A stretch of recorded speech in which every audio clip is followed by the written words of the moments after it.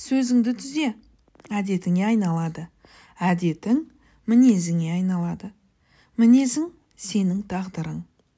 Сөз ол сиқыр. Сөз тылсым. Сөз жыр. Сөз көңіліңді көтереді. Сөз жүрегіңді жылатады. Сөз күлдіреді. Сөз қуантады. Сөз қайғыртады. Сөз ашуға бөктіреді. Сөз ғашық қылады.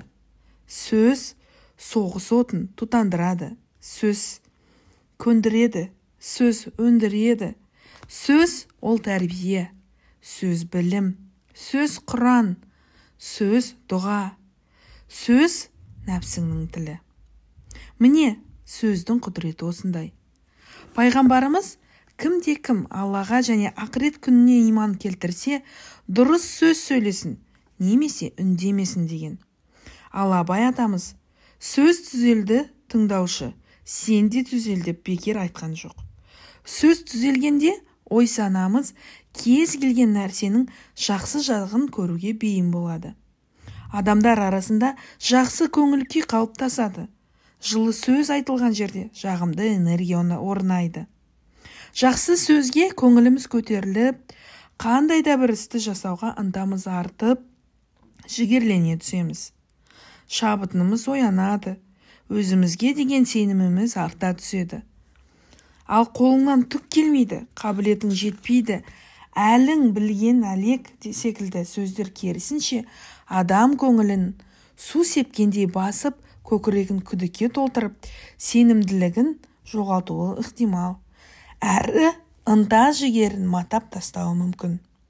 Осындай талабы мұқалып сенімі сетінеген адамды психологиялық қайраулықты, яғни сөз арқылы жігерлендіруді аффирмация дейді. Көптеген психолог, коуч, менторлар аффирмацияның маңыздылығын түсіндіріп, белгілі бір сөздерді бірнеше рет қайталап, айтуды тапсырма ретінде беріп жатады. Қайталау не үшін қажет? Өзіне сенімі жоғалып, рухы сынған тұлғаны сергіту үшін керек. Яки оның адам ретінде мүмкіншілігін миына сіңіріп, қандай да бір істі жасауға қабілет қарымының жеткілікті екенін сендіру үшін қажет. Бірақ белгілі бір сөздерді шамадан тыс қайталауды жөн деп санамайды.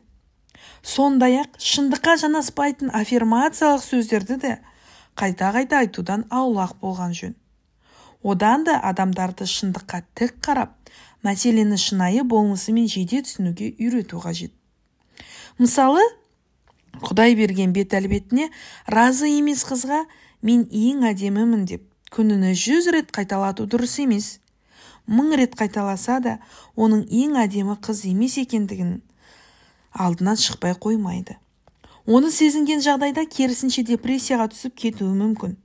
Сондықтан әр адамның өзінше сұлу екендігін, әсіресе ішкі дүниесінің әдемілігі жайлы түсіндіру керек. Алланың құзырында әрбір адамның басты құндылығы оның адамгершілігі, рухани байлығы. Бәрінен де асқан сұлу емес екендігін мысал ретінде келтіре отырып, одан да ішкі жан дүниесінің басты құндылығы екенін түсіндірген жөн. Сондай-ақ аффирмация жасаймын деп тәкаппарлыққа ұрынып қалудан сақ болған жөн. Мендік, мен сөзін 2 рет қайталаудан құралатын ұмытпағайсыз. Мысалы, мен мықтымын, қолымнан бәрі келеді деген сөзді жатпай тұрмай қайта-қайта айта бергеннен адамның жүрегіне менмендік ұялауы мүмкін.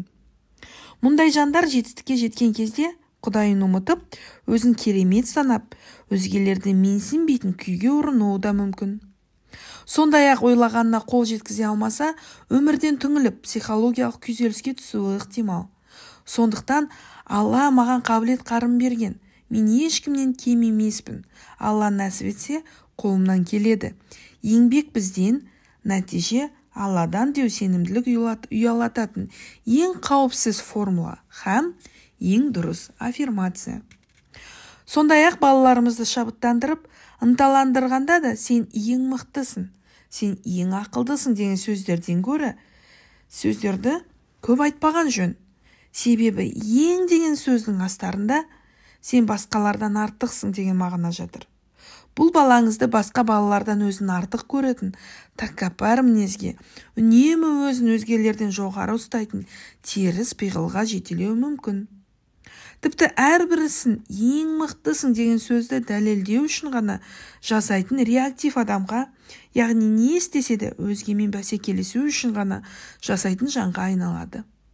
Сондықтан ең ақылдысың дегеннен гөрі сен ақылдысың, сен мықтысың, сені Алла керемет қабілеттермен жаратқан деген секілді сөздерді қолданған жөн.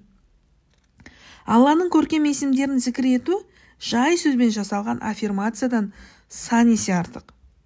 Мысалы, кәсіппен айналысатын кісі Алланың Рәззақ, яғни ризық беруші деген есімін жиі қайталаған сайын дұға еткен болады. Әрі еңбегінің өнімін Алладан күткендіктен үлкен құдіретті арқа сүйейді.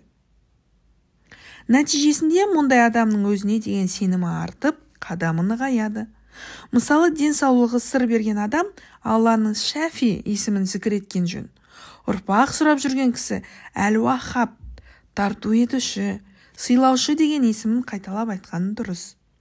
Жаңадан іс бастаған адам Алланың Фәттах, яғни есіктерді ашушы, бөгеттерді жоюшы, жаңа мүмкіншіліктерді беруші деген есімін дұға ретінде көбірек қайталағаны абзал. Сенім ұялататын сөздерді айтқанда Алланы аузына алмаса да, Алланың қалауымен, жаратқанның қолдауымен деген үн көкірегінде сайрап тұруы тиіс. Сонда ғана менмендіктен аман боласыз.